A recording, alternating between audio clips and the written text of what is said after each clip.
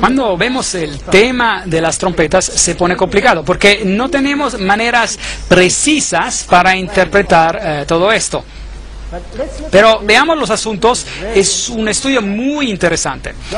Joel 2, versículos 15 y 17 dice, tocad trompeta en Sión, proclamad ayuno, convocad asamblea, reunid al pueblo, santificad la reunión, juntad a los ancianos, congregad a los niños y a los que maman, salga de su cámara el novio y de su tálamo la novia, entre la entrada y el altar lloren los sacerdotes ministros de Jehová y digan, perdona, oh Jehová, a tu pueblo, y no entregues al oprobio tu heredad, para que las naciones se enseñoreen sobre ella. ¿Por qué han de decir entre los pueblos, ¿dónde está tu Dios? ¿Dónde está su Dios? Aquí hay una situación donde la trompeta se suena bajo circunstancias donde el pueblo de Dios obviamente se ha desviado. Veamos entonces su interpretación. La primera interpretación es que estas trompetas son juicios de nuestros tiempos, en nuestros tiempos, que hacen el paralelo a los juicios de las plagas. Es una interpretación muy prominente en el mundo de hoy.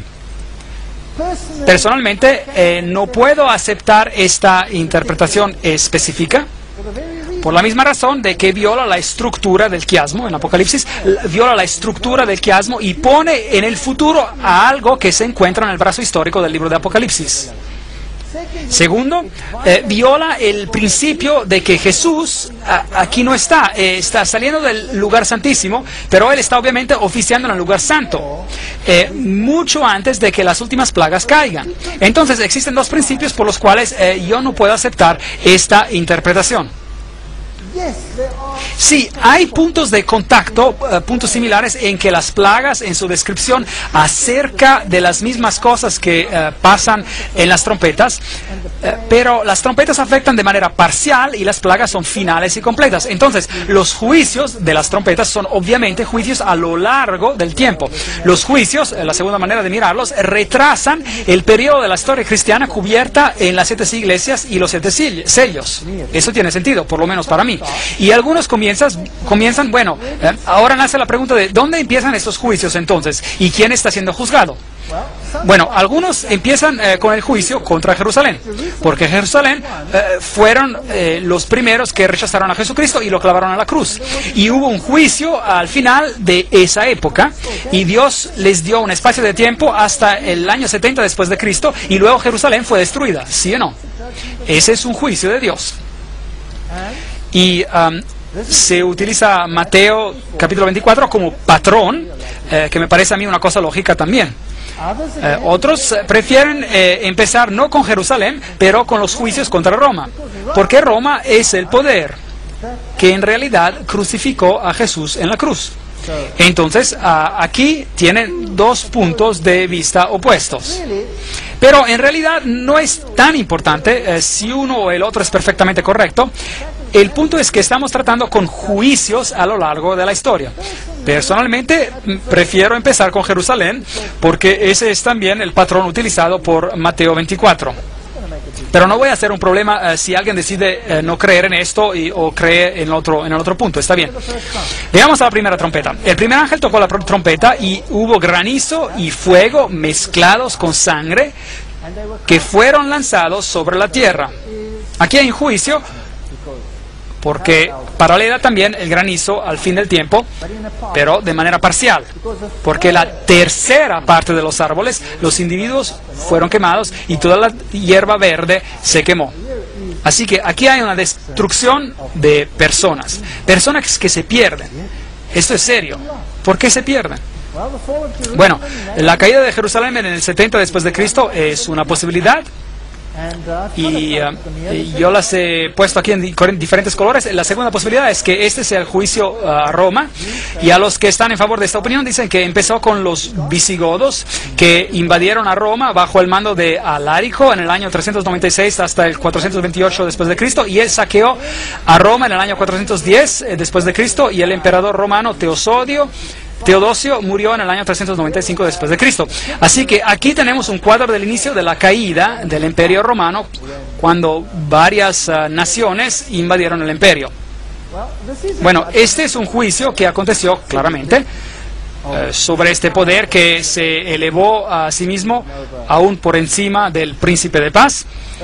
Pero por el otro lado, la caída de Jerusalén es un juicio muy poderoso.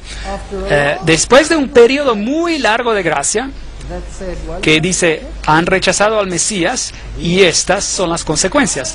Dios quita su protección, permite que soplen los vientos, y esto es lo que pasa. El segundo ángel tocó la trompeta, y como una gran montaña ardiendo en fuego fue precipitada en el mar. Y la tercera parte del mar se convirtió en sangre. Y murió la tercera parte de los seres vivientes que estaban en el mar, y la tercera parte de las naves fue destruida. Nuevamente, ¿qué representa esto? ¿Qué representa esta trompeta de juicio? Nuevamente vemos las varias interpretaciones. Montañas que representan una gran montaña quemándose en fuego. Bueno, una montaña representa una nación en la Biblia. Pueden buscarlo en Isaías 2, versículos 2 y 3, 11, 9, 13, 4, 41, 15, Daniel 2, 35, 44, 45, Ezequiel, Zacarías. Todos estos tienen esta figura de una montaña. Veamos el texto en Jeremías, que también utiliza esta ilustración. Ciertamente yo, dice Jehová, estoy contra ti, monte destructor, hablando de Babilonia, que destruiste a toda la tierra. Extenderé mi mano contra ti y te haré rodar de las peñas y te reduciré a un monte quemado. Aquí vemos Jeremías 51, 25. Aquí vemos el símbolo de la montaña que está siendo destruida. Y así que el segundo ángel tocó como si fuera una gran montaña en llamas, fue lanzada al mar. Entonces una nación, en otras palabras, fue desparramada entre las naciones, y eso es lo que significaba. Y una tercera parte del mar se convirtió en sangre. El mar significa agua, las aguas que viste significan personas y multitudes y naciones y reyes. Entonces, esparcimiento de sangre entre las naciones. Y la tercera parte de los seres vivientes que estaban en el mar y la tercera parte de las naves fue destruida. Naves en la Biblia significa economía. Las naves de Kittim son símbolos de economía. Veamos a las dos posibles interpretaciones. Si la primera fue el juicio contra Jerusalén, entonces la segunda sería obviamente el juicio sobre la Roma pagana y las naciones asociadas, representadas por el mar. Judíos y cristianos vieron a la Roma imperial como la nueva Babilonia. De hecho, Pedro escribió una carta donde él decía que él se dirigía a Babilonia. porque Roma, al igual que Babilonia, había destruido el templo de Jerusalén. Entonces esa es una suposición razonable. Por otro lado, algunos creen que la segunda fase de la incursión de los vándalos en Roma bajo Gensérico en el 428 a 468 después de Cristo, de donde viene la palabra vandalismo, viene de los vándalos, eran piratas en naves en el Imperio Romano y saquearon a Roma en el 455 después de Cristo. Así que algunos ven esto como un símbolo y otros ven este juicio cubriendo todo el juicio a la Roma pagana. Ahora, si aceptan a una u a otra interpretación es una cuestión de detalles, ¿correcto? No es algo para ser un gran problema, no va a cambiar tu salvación, por ejemplo, de todos los modos. Personalmente me gusta la primera interpretación porque sigue un proceso lógico a lo largo de la historia, pero no importa si otros prefieren la segunda interpretación. La tercera trompeta. Y el tercer ángel tocó la trompeta y cayó del cielo una gran estrella. Ahora, ¿les suena parecido esto? Estoy seguro de que sí. ¿En algún momento cayó una estrella del cielo? Sí, Lucífero cayó del cielo y trajo todas sus fuerzas demoníacas con él aquí abajo. Y él iba a producir un gran cambio, iba a tomar control sobre este reino. Él quiere ser el gobernador. Así que él trajo falsas enseñanzas junto a él, ardiendo como si fuera una antorcha, y cayó sobre la tercera parte de los ríos y sobre las fuentes de las aguas. Eso también se habla de personas acá. Y el nombre de la estrella es Ajenjo, amargura. Y la tercera parte de las aguas se convirtió en ajenjo, y muchos hombres murieron a causa de esas aguas porque se hicieron amargas. ¿Qué significa el agua, aparte naciones? ¿Han escuchado del agua de la vida? Ahora, ¿qué pasa cuando el agua de vida se vuelve amarga? Ven, hubo un tiempo en el cual entró el compromiso, el tercer periodo del tiempo. ¿Se acuerdan cuando el compromiso ingresó a la iglesia? ¿No es eso interesante? Aquí está el tercer ángel tocando el tiempo del compromiso. ¿No convirtió esto, en las aguas de salvación, en aguas amargas? ¿Sí o no? Sí, claro que sí. ¿Y las personas murieron a causa de esto? ¿En un sentido espiritual, no en un sentido literal? Claro que sí, porque si beben de esas aguas contaminadas, ¿cuál es el resultado? Muerte. Muerte eterna. Separación de Dios. Entonces, la gran apostasía de los líderes espirituales de la iglesia cristiana es una posibilidad que tenemos aquí por esa trompeta. De la misma manera de cómo Satanás cayó del cielo con una tercera parte de los ángeles, igual la iglesia caería en la apostasía de la idolatría. Ajenjo fue usado por Moisés como símbolo de idolatría en Deuteronomio 29, 17, 18. Leámoslo. Y habéis visto sus abominaciones y sus ídolos de madera y piedra, plata y oro que tienen consigo.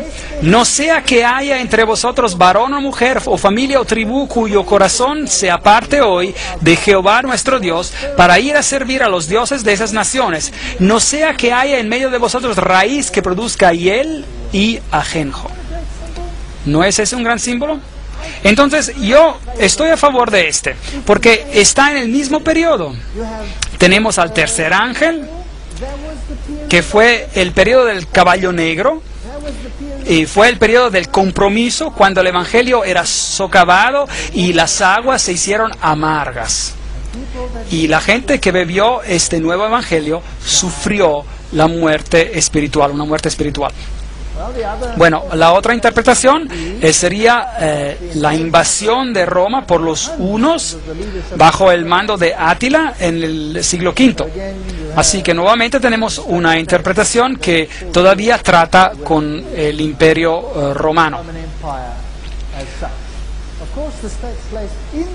Por supuesto, esto sucede en el Imperio Romano, entonces no hay problema, pero esta es la que para mí encaja mejor con las otras trompetas y con el progreso paralelo que hemos visto hasta ahora. Y ustedes tienen todos estos símbolos que lo hacen parecer de esta manera. Ahora, la cuarta trompeta. El cuarto ángel tocó la trompeta y fue herida la tercera parte del sol. El sol. ¿Qué es eso? La luz del mundo. Y la tercera parte de la luna y la tercera parte de las estrellas